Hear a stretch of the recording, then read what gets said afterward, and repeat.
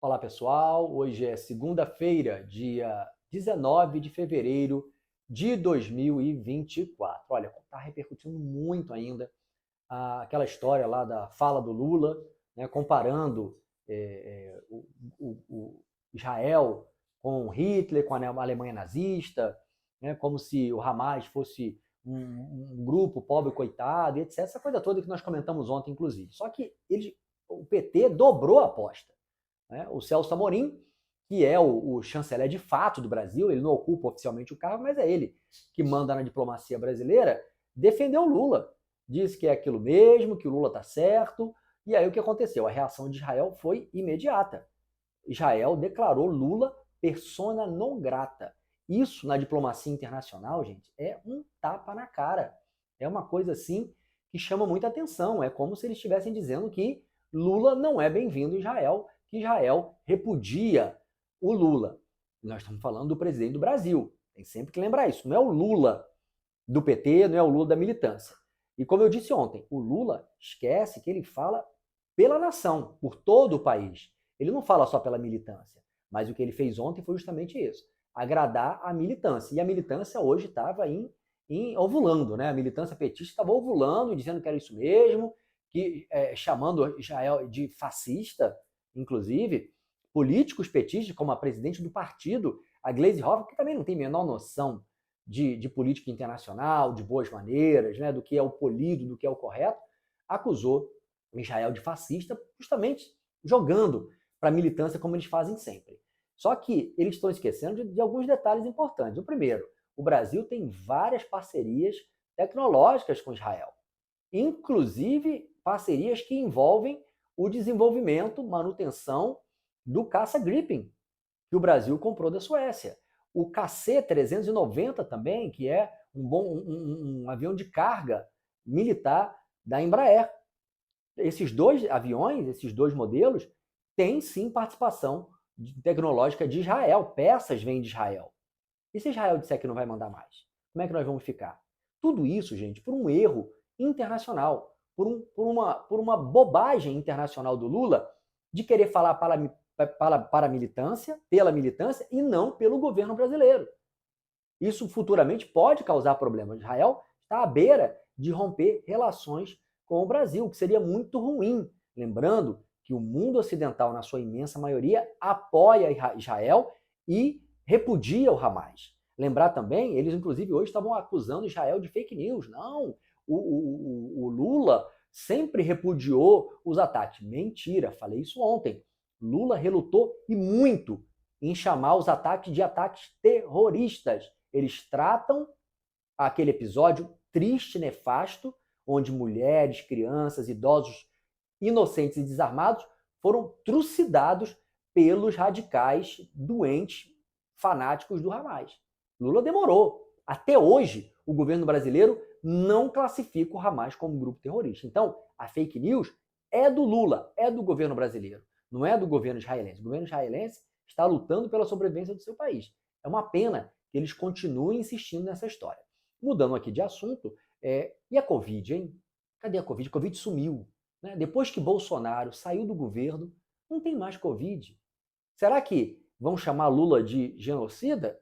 Porque a Covid está aí matando. Nós já tivemos aí no ano passado em torno de 2 milhões e 100 mil casos de Covid. E lembrar de uma população que está 100% vacinada. Tem que lembrar isso. A população brasileira está 100% vacinada, muitos aí com 4, 5, 6 doses. E mesmo assim, no ano passado, 2 milhões e 100 mil pessoas foram contaminadas pela Covid. Até o dia 10, do dia que o Lula assumiu até o último dia 10 agora de fevereiro, já são 16.456 mortes. 16.456 vidas que foram embora pela Covid. Cadê a imprensa? Se fosse com Bolsonaro, como é que isso aqui estaria sendo tratado? Né? Vidas ceifadas, Bolsonaro genocida. Cadê a campanha de vacinação? Falam tanto, eu nem acho que isso aí vai ajudar muito, é porque, como eu disse, a imensa maioria da população brasileira está vacinada com 3, 4 doses.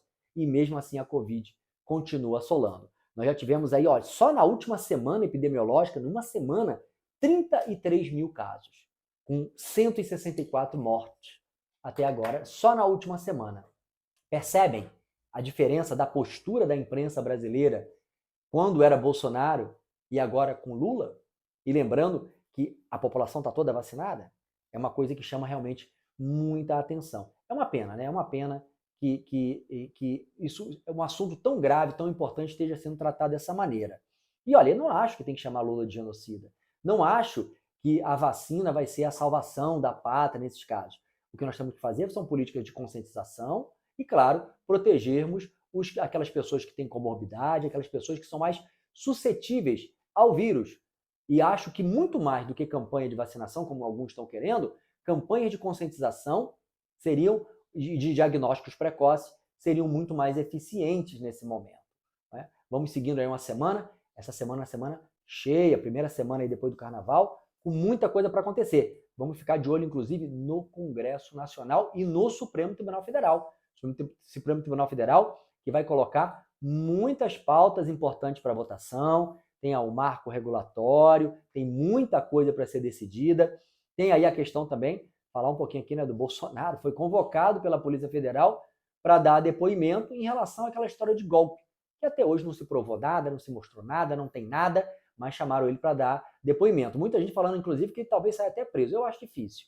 Né? Eu acho difícil que ele saia preso depois de um depoimento, um caso que não tem prova de nada, que Bolsonaro sequer estava no Brasil. Mas estão especulando isso. Muita gente, inclusive, dizendo que ele está sendo chamado lá para esvaziar o evento, né, do final do mês, que, convocado por ele e pelo PL, e por políticos, já confirmaram presença, acho que 3 ou 4 governadores, 86 parlamentares também já confirmaram presença. Não sei se a intenção da Polícia Federal é tentar intimidar de alguma maneira o Bolsonaro. Não acredito que isso vai acontecer, o evento vai acontecer e acho que se ele for preso, né, pode dar um ibope até ainda maior para o evento, justamente para protestar, além de protestar pelas injustiças e perseguições que ele vem sofrendo, e outros também integrantes de pessoas que integraram o seu governo. Caso ele seja preso, esse protesto vai servir também para criticar a prisão, para protestar contra a prisão. Acho que daria até mais gente do que se ele estiver solto. Então, não sei se o caminho é bem esse. Agora, fato é que a ideia de chamá-lo é para desgastar, como aquela história de passaporte. Pegar passaporte para quê? Bolsonaro vai fugir para onde, gente? Não faz o menor sentido. Né? Disseram até que ele tinha transferido 800 mil reais lá para os Estados Unidos para aguardar o golpe. Caso o golpe não tivesse sucesso, ele ia poder sobreviver com esse dinheiro. Você não tem santa paciência, né? 800 mil reais dá em torno aí de 160 mil dólares. Bolsonaro viveria quantos meses nos Estados Unidos com 160 mil dólares? Não faz sentido. Se a gente parar e observar direitinho, não precisa nem fazer um esforço muito grande, as coisas não batem. Né? É muita contradição, muita falácia, muita coisa besta, boba, para tentar justificar um evento, um golpe que nunca existiu. Né? O golpe não aconteceu. Fiz até um vídeo explicando isso lá no Instagram, dizendo que cadê a prova, cadê a substância dessa história de golpe? Não tem. No mais, vamos seguindo. Curta, compartilhe, se inscreva no canal. Aqui é o Washington Rodrigues, de Vitória da Conquista, na Bahia.